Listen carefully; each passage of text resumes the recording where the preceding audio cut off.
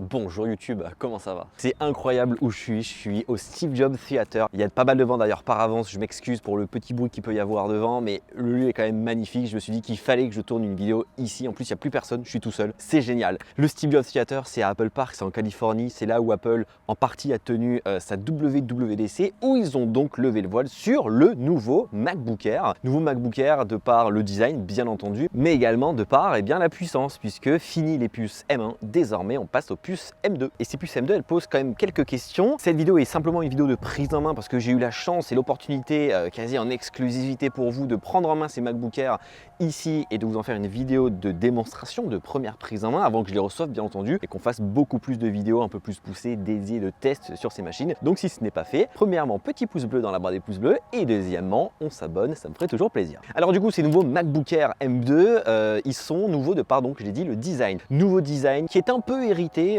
du design qu'on a aujourd'hui par exemple dans les MacBook Pro 14 ou MacBook Pro 16 pouces. Un design qui n'est plus du tout en goutte d'eau, un design qui est totalement plat, disponible dans 4 coloris. On a le minuit qui est disponible également dans les iPhone 13, iPad Air et iPad mini. Le coloris Starlight en français lumière stellaire. On a également du gris sidéral assez classique et de l'argent. 4 coloris qui sont vraiment très jolis. Moi de mon côté il y a 2 coloris qui sortent du lot parce que j'ai pu les voir en vrai. C'est le minuit et la lumière stellaire. Ils sont magnifiques. Lumière stellaire c'est beaucoup plus clair que le gold qu'on pouvait avoir jusqu'à présent sur les MacBook Air M1 par exemple. L'écran est plat, il n'est plus du tout bombé comme à l'époque et en dessous on va retrouver les mêmes patins par exemple qu'on a sur les MacBook Pro 14 et 16 pouces. Ce sont des machines qui vont embarquer 2 ports Thunderbolt 3 sous la forme USB-C, un port mini jack bien entendu et surtout le port MagSafe qui a fait son grand retour, on l'a vu sur le MacBook Pro 14 et 16 pouces. Port MagSafe qui est dans un câble tressé en USB-C, câble tressé de la couleur de votre produit. Attention, soyons précis. D'ailleurs dites-moi en commentaire quel est le coloris que vous préférez parmi les 4, c'est juste en bas. Pas de port de carte SD, pas de port HDMI, rien de tout ça, c'est réservé pour le coup au MacBook Pro 14 et 16 pouces, vous l'aurez compris. Quand on ouvre la machine, on découvre quelques petits changements. Premièrement, l'écran change. Oui, on passe de 13,3 pouces à ici 13,6 pouces. Attention, encore une fois, soyons précis. Un écran qui grandit, mais le form factor ne grandit pas. Pourquoi? Parce que les bordures sont rétrécies et il y a cette fameuse encoche qui débarque. Et oui, une petite encoche fait son apparition, encore une fois, comme sur les MacBook Pro 14 et les MacBook Pro 16 pouces. Une encoche qui enferme une caméra 1080p qui est bien entendu très appréciable.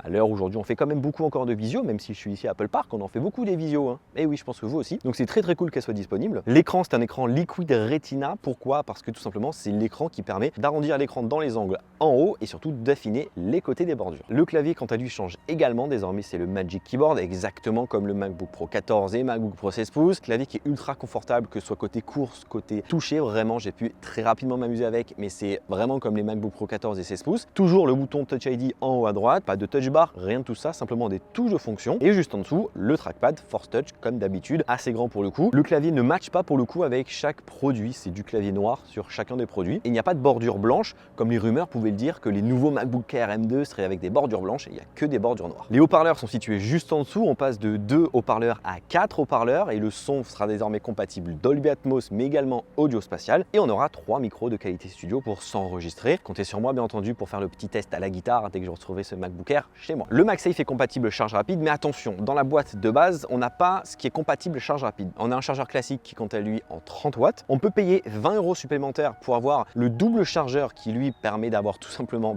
2 ports USB-C, donc c'est quand même assez pratique. Celui-ci, c'est un chargeur 35 watts et on peut aller jusqu'à un chargeur 67 watts. Il faut payer une option supplémentaire qui est à 60 € si je ne me trompe pas, qui lui permettra d'avoir de la recharge rapide, comme on peut avoir sur les MacBook Pro 14 et 16 pouces. Donc ça met un peu plus d'argent à dépenser sur le modèle de base, dont je vous dirai le prix juste après. Le MacBook Air est quand même vachement léger, 1,2 kg pour 11 mm d'épaisseur. Je l'ai pris en main, il fait tout fin, il fait tout léger. Je pense que quand vous allez le prendre en main, vous allez voir une vraie différence avec l'ancien qui paraissait un peu plus lourd, de par le form factor un peu plus bombé. Là, c'est assez plat, c'est tout petit, c'est génial. Et donc, venons-en à cette nouvelle puce Apple M2 qui succède à la puce Apple M1. Pour mettre les choses au clair dès le départ, bien entendu, on rentrera bien plus en détail dès que je les recevrai. La puce M2 n'est pas au-dessus d'une puce M1 Pro, M1 Max ou M1 Ultra. C'est simplement une évolution de la puce M1. J'ai plus envie de dire que c'est une appellation marketing, cette puce M2, qu'une vraie nouvelle puce. Mais en tout cas, cette puce M2, elle permet quoi de plus qu'une puce M1 en soi? De lire du contenu en ProRes que la puce M1 ne peut pas, de pouvoir par exemple sur Final Cut aller jusqu'à 11 flux en 4K et 2 flux en 8K, ce qui n'est pas possible également sur une puce M1, d'avoir jusqu'à 24 Go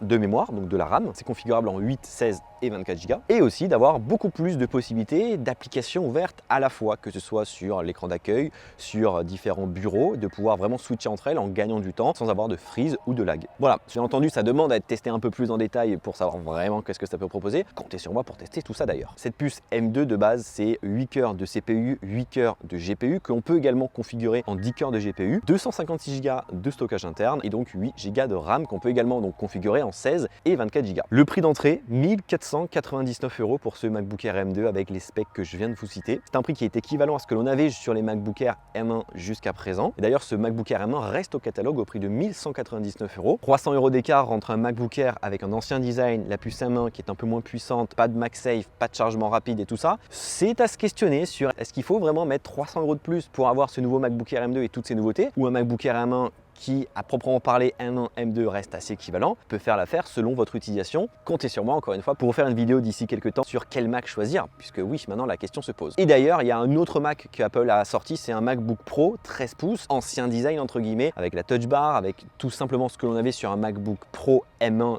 sorti en 2020, mais cette fois-ci équipé de la puce M2. Et ce MacBook Pro M2 coûte 1599 €. Il va avoir comme différence avec le MacBook Air des ventilateurs, plus de puissance et la possibilité tout simplement de faire plus de choses sur le long terme. Elles sont sympas les musiques autour, hein.